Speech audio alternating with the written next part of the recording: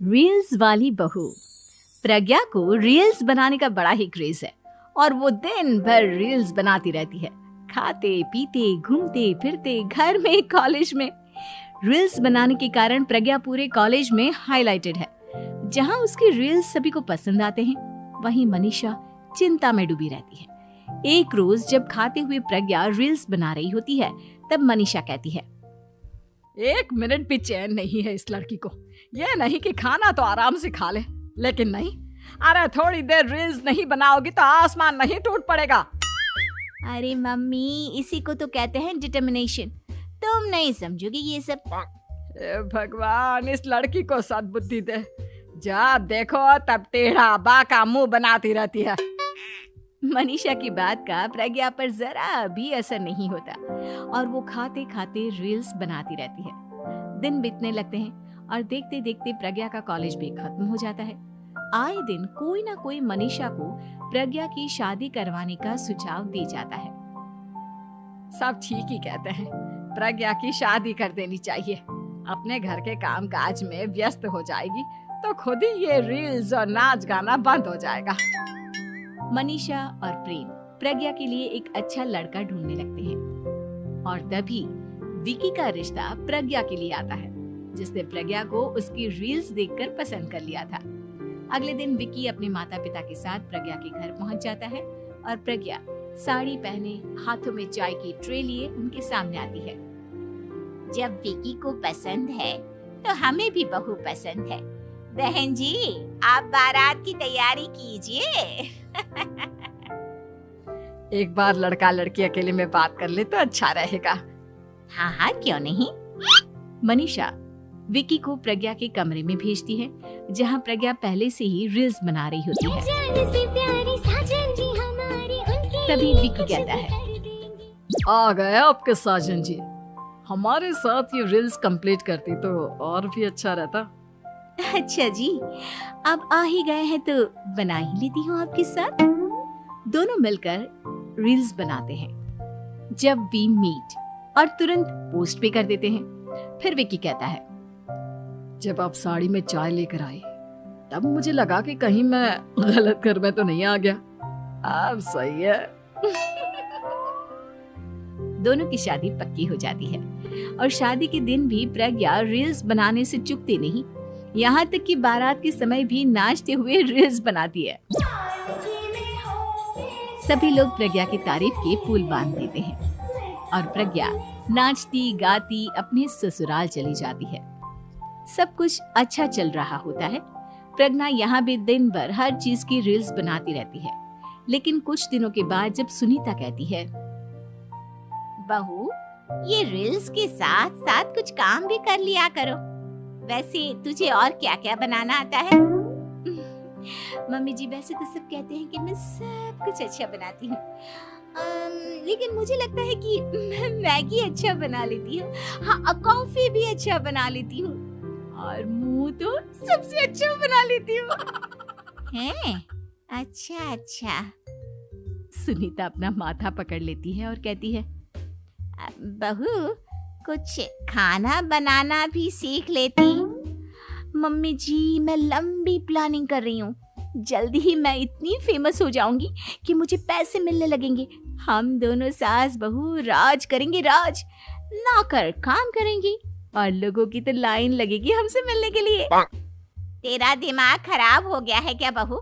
हंसी मजाक तक ठीक है, लेकिन इस तरह घर नहीं चलते। जितना जल्दी हो इस घर के तौर तरीकों को सीख लो। प्रज्ञा मुंह घुमाकर चली जाती है और तुरंत उसी वक्त एक रील बनाती है। ये देख सुनीता का गुस्सा 7वें आसमान पर चला जाता है और विकी के घर आती ही सुनीता उसे सब कुछ बताती है। विकी भी अब प्रज्ञा की इन हरकतों से परेशान हो जाता है। तुम टेंशन मत लो मम्मा, मैं देख लूंगा। विकी कमरे में जाता है तो देखता है कि प्रज्ञा रील्स बना रही है। विकी बड़े ही प्यार से प्रज्ञा से कहता है, प्रज्ञा, इन सब के लिए मैं तुम्हें मना नहीं कर रहा हूँ, लेकिन फिर भी हर वक्त तो ये अच्छा नहीं लगता ना। समझने की कोशिश करो, मुझे भी तुम्हारा थोड़ा वक्त चाहिए।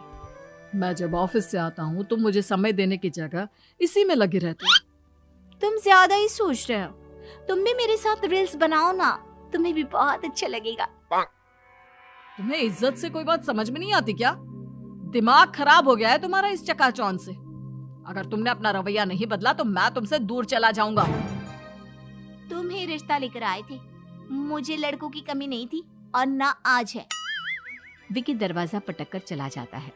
धीरे धीरे विकी प्रज्ञा से दूर होता जाता है।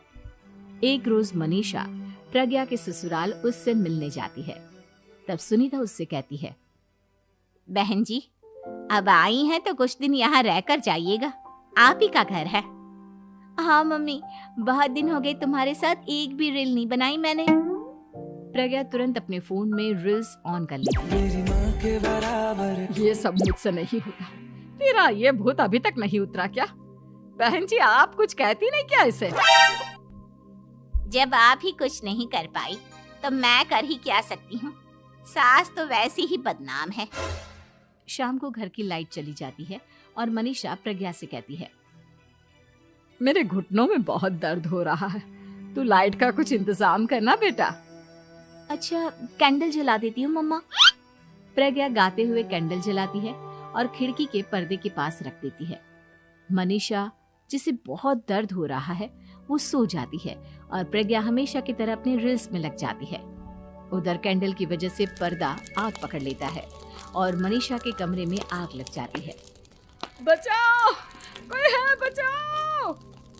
सभी भागते हैं और विकी कमरे की आग बुझाने में लग जाता है, लेकिन तब तक मनीषा आधी जल चुकी थी। मनीषा की हालत देख प्रज्ञा रोने लगती है। विकी मनीषा को तुरंत हॉस्पिटल ले जाता है और उसे एडमिट कराता है। विकी प्रज्ञा से कहता है, देख लिया ना, तुम्हारे इस नाच गाने की वजह से आज तुम्हारी माँ की जान जाते जाते रह गई। अब पता नहीं तुम और क्या चाहती हो। उधर डॉक्टर कहते हैं, इनकी हालत बहुत नाजुक है, आधे से ज्यादा जल चुकी है। प्रज्ञा रोती हुई मंदिर में जाती है और भगवान के आगे जाकर कहती है, भगवान, मेरी माँ को ठीक कर दो। मैं कसम खाती हूँ, हाथ से ये रील्स बनाना छोड़ दूंगी। बस मुझे मेरी माँ वापस मिल जाए। 2 दिन बीत जाते हैं और मनीषा खतरे से बाहर आ जाती है। पेशेंट अब ठीक है, आप लोग उनसे मिल सकते हो। सब कोई मनीषा से मिलता है और प्रज्ञा सबके सामने अपना फोन तोड़ देती है। मुझे माफ कर दो मम्मा, मैंने तुम लोगों की बातों को नजरअंदाज किया। बेटा, कोई भी चीज जरूरत से ज्यादा खराब है। मैंने तुम्हें रील्स बनाने से कभी मना नहीं किया, लेकिन हर वक्त एक ही चीज तो सही नहीं है। मैं समझ गई हूँ मम्मा, आई एम सॉरी। प्रज्ञा उस दिन से रील्स बनाना छोड़ देती है और पूरी तरह से अपने घर में लग जाती है।